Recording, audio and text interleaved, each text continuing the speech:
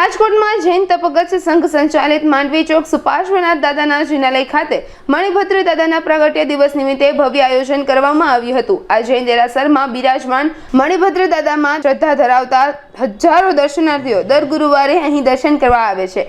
મણિભદ્ર દાદાનો 199મો પ્રાગટ્ય દિવસ હોવાથી વિશેષ હોમાત્મક હવનનું આયોજન કરવામાં આવ્યું છે। હવન બાદ ભક્તો માટે સુખડી પ્રસાદનું પણ આયોજન કરવામાં આવ્યું છે। બોલો શ્રી સુપાર્શ્વનાથ ભગવાન की जय, मणिभद्र वीर की जय। હું શ્રી જયંતભાઈ મહેતા રાજકોટ જૈન તપગત સંઘના ટ્રસ્ટી તરીકે આ માહિતી આપું છું।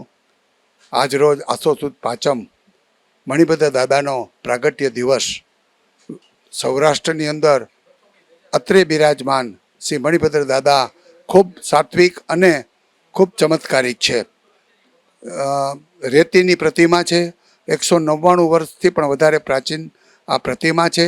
દર ગુરુવારે અહીં હજારોની સંખ્યામાં દર્શનાર્થીઓ દર્શન કરવા માટે આવે છે અને ખૂબ શ્રદ્ધાભાવપૂર્વક મણિભદ્ર દાદાના દર્શન કરે છે।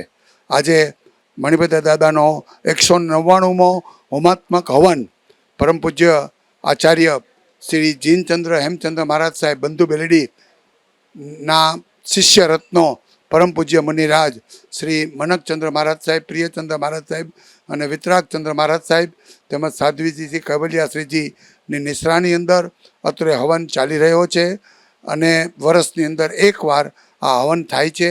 આ હવનનો આજના હવનનો સંપૂર્ણ લાભ શ્રી પરેશભાઈ ચંદુલાલ શાહ પરિવારે લીધેલો છે।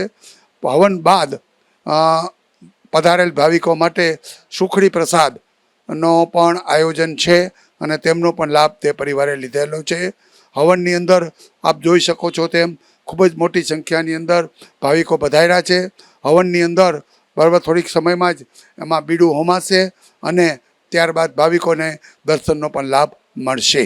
અત્યારે લગભગ સમજી લો ને કે પ્રસાદ ચાલુ થશે અને અત્યારે જે ગણો તો લગભગ 1000 ઉપર માણસો આજે પ્રસાદનો પણ લાભ લેશે અને હવનની અંદર પણ લાભ લેશે। ને લગભગ 2 વાગ્યા સુધી આપણે દર્શન અને બાકી તો 4 વાગ્યા પછી પાછા દર્શન પણ આજે થઈ શકશે। આસો સુદ પાંચમ એટલે કે જ્યારે મણિભદ્ર દાદા જાગતા હાજરા હજુર મણિભદ્ર દાદા છે, શાસનની રક્ષા કરે છે એવા મણિભદ્ર દાદાનો આજે પ્રાગટ્ય દિવસ છે। એટલે કે વર્ષો પહેલાં, હજારો વર્ષ પહેલાં મણિભદ્ર દાદા આ દિવસે પ્રગટ થયા હતા અને એની યાદમાં આપણે આ દિવસો મનાવીએ છીએ।